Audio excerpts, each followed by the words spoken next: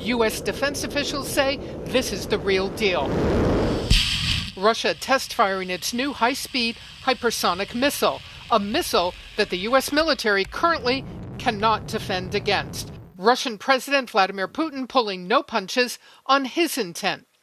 The new Avangard missile system is invincible against today's and future air and missile defense systems of the potential enemy. This is a big success and a great achievement.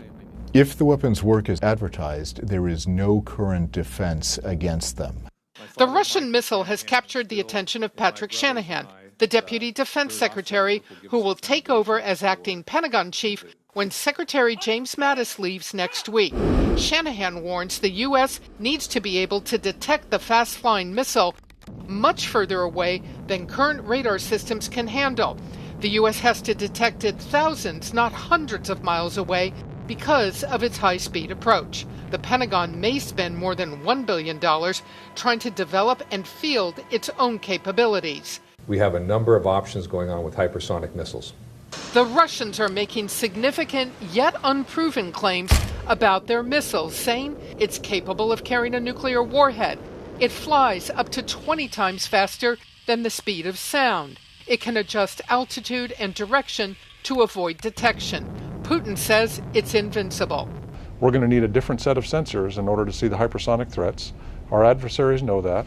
The challenges are also political for President Trump, whose relationship with Russian President Putin has been rocky since July's Helsinki summit. Putin feels incredibly emboldened. Putin believes this is the time to press his advantage. He's put his forces in Ukraine, in eastern Ukraine. He's, of course, taken over Crimea. He's now gaining ground in Syria. This is Russia's time, in his view. Now, because the Russians are putting so much effort into this new missile, the U.S. is responding by funding its own effort. The Pentagon says it has no choice but to proceed. Yeah, let's take a look at it, Ryan. It's called the Avangard missile system, and it's called a system because what we're really talking about here is a hypersonic glider that you put on top of an ICBM to launch it into space and then get it closer to your target. It flies about 20 times the speed of sound. Some estimates have it up at Mach 27, incredibly fast, can carry a nuclear warhead. And the real scary thing about this is that as it closes in on its target, it can independently zig and zag and to avoid missile defenses. The Pentagon, for their part, they are still working on hypersonic systems of our own, but it doesn't look like we're going to have a hypersonic system in development, or at least in the field, for at least 2 to 4 years from now. So the Russians are ahead of us on this. The other problem with this missile system is that our radar systems, according to the acting Secretary of Defense, Patrick Shanahan, are not strong enough, not capable enough of detecting it far enough away because of the speed. So this is a real worry, and it's got the Pentagon planners, I'm sure, working very, very hard. There's another system, an underwater system that the Russians are working on and that Putin has been bragging about. It's called the Poseidon. It is a nuclear-powered, that's right, it's a torpedo with a nuclear reactor in it that can also carry nuclear warheads. It is very long range, up to about 6,000 miles. It can travel at depths of up to 3,000 feet, and it's very fast. Somewhere the estimates are between 55 and 100 knots, 55 to 100 miles an hour underwater.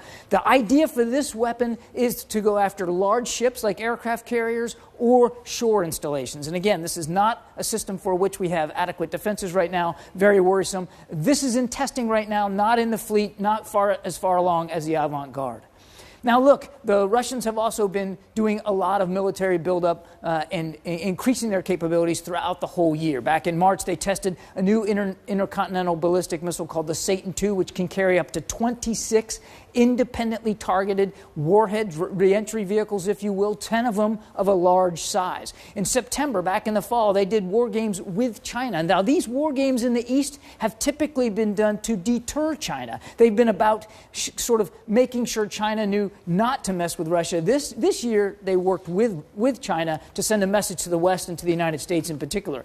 Back in October, of course, they've now using satellite imagery, we've been able to tell they've been upgrading military installations in Kaliningrad on the Baltic Sea, right on the doorstep of NATO. And then in November, they tested a satellite system called the Nesting Doll. Now, what's really interesting about this is not so much the actual satellite itself, but the little satellite that comes out that it puts into space outside of it. Now, the Russians will tell you this is about being able to work on satellites, that this little guy is meant to go fix and repair other satellites that they have in orbit, but the Pentagon is worried that what it could be is actually a targeting mechanism to go after Western satellites, either with lasers or maybe even to crash into them. So the Russians have been very busy this year. This is going to be certainly on the plate of Pentagon planners and the new Secretary of Defense, whoever that ends up being, well into 2019.